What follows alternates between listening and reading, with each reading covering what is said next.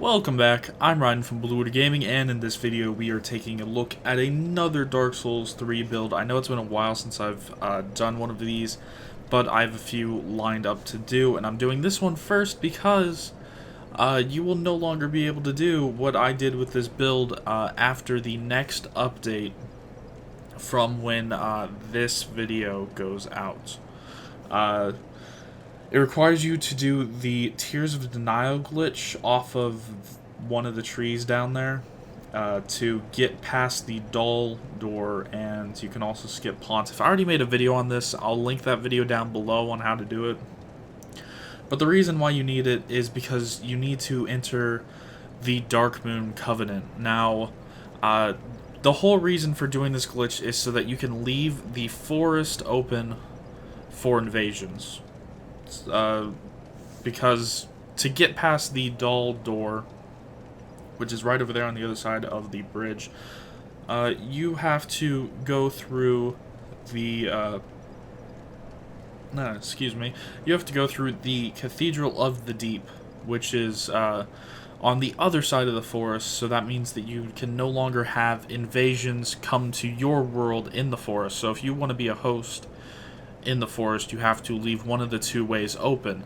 Now, that's normally not much of a problem because most builds don't require you to go past that doll door, but we require two items, one of them being the Darkmoon ring, the other one being the Darkmoon blade, which is actually both.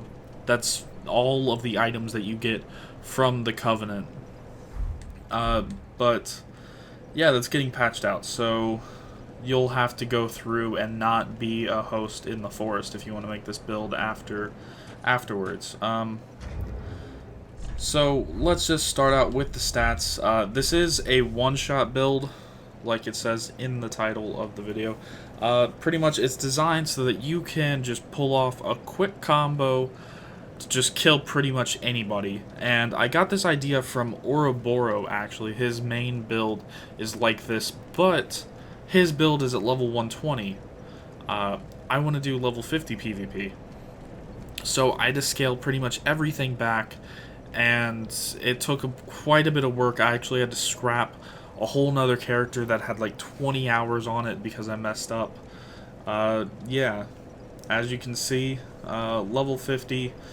I started out as a deprived just because the other class that you could have picked for this would be Cleric, but you need the 10 Vitality, and having the extra stuff would be, it's good to have 10 on pretty much everything. While you, if you picked the Cleric, just getting the 3 stats that I have leveled up, just getting those up to that level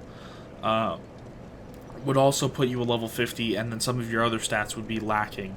And so you don't want that because, as you can probably see here in my equipment load, yeah, it's right up there. And your Vigor would be lower and you'd have less health, and it'd be even more of a train wreck. So it's just best to start this off as deprived. And as you can see, the only stats that I leveled up are Attunement. I got up to 12 so that I could get 1 slot. Then I put Dexterity up to 40 because we have to do as much damage as possible. And we put Faith up to 37 because, yeah, we need that to be as high as possible as well. As you can see, the main weapon that we're using, the right weapon 1, is currently at 277, which is a little bit below average for what weapons do. But if we come over here with the Lightning Blade, which is, it gives the same damage amplification as Darkmoon Blade. I'm just, I don't have the Darkmoon Blade yet, so I'm using that. As you can see, it goes up to 434. Now, the simplest way to kill somebody is, well, with the Grass Crest shield out for extra stamina regeneration, you just go L1, L1, L1. That's it. That's enough to kill somebody with this, and that's using the sharp Sellsword Twinblades +6. Now, the reason why you want Darkmoon Blade over Lightning Blade is because Lightning Blade, the resistance for lightning is endurance. Now, a lot of builds put points into endurance. The resistance that they look for with Darkmoon Blade is magic resistance, which goes off intelligence. There's not very many magic users at level 50. You will maybe run across one every 20 fights, but most people leave their intelligence all the way down, and so you'll get through more damage with the resistances for that. The other miracle that we use is Tears of Denial. This is just so that we don't get one shot. If you look at our health here, it's 523, which is pretty bad already. But when we go to be, when we go into another world, when we're, say, invading, it goes all the way down to about 400. Which, while you're going to be 2 to 3 shotting someone else with the quick little combo, they can do it equally as fast to you. So you have Tears of Denial there to just live long enough to kill the other person. Then, just going on, let's just go through this real quick. Sharp, Sellsword, Twinblades +6. This is exactly the weapon that Oroboro uses. He has Sharp, Sellsword, Twinblades +10, but for maximum connectivity at level 50, you stop at level 6. Then next, we have the Crest Shield +2. It doesn't matter if you level this up. You just need a Crest Shield for the extra stamina regeneration, because all of our, well, you could use the Chloranthy Ring too, but you want as much stamina regeneration as you can get. Then finally, the Canvas Talisman +6. We use this one because it has the highest spell buff in the game, which lets us do extra damage with our either Lightning Blade or Darkmoon Blade. Then on to the armor. This can really be anything. I just used the Firelink armor because it fit right into the weight limit, but if you look at the weight on this, pretty much anything near here, weight-wise, will be good, but this is one of the best. It has some of the highest absorption rates for the weight.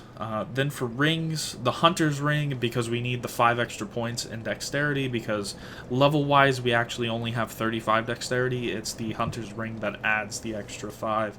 Then the Priestess Ring, because we do actually only have 32 Faith, but the Priestess Ring gives us another 5 points. Then the Darkmoon Ring, because it adds 2 Attunement slots. With our 12 Attunement, we only have 1 slot, so we only have the 1 slot for the blade that we're using, either Lightning Blade or Darkmoon Blade. The Darkmoon Ring here adds the 2 extra slots so that you can use Tears of Denial as well.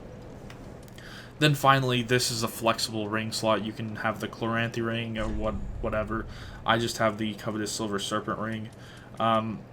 You are probably going to want to use the Hornet Ring. That's the go-to, because you, more often than not, you will get critical attacks doing this little combo, so that just makes sure that they're extremely dead when you attack them. So that, actually, yeah, the Hornet Ring is what I'll put down in the description when you see down below. But yeah, that's pretty much it. You don't have to use any arrows or bolts or anything. This is just a pretty straightforward build. It's pretty much the longest fight that I've had with this build. Lasts maybe 10 seconds. Just note that they can, after you do the first 2 swings like that, they can roll out of it, so sometimes you do have to run after them, but the running attack on this weapon actually does catch quite a few people, so that's where you make up for that. And I do recommend using the running R1 and not the running L1, because, I don't know, I just seem to hit more people with the running R1 than I do with the running L1. But yeah, that's it for this build. It's not gonna be workable the way that I have it here in not too long, so hopefully you see this before the patch happens.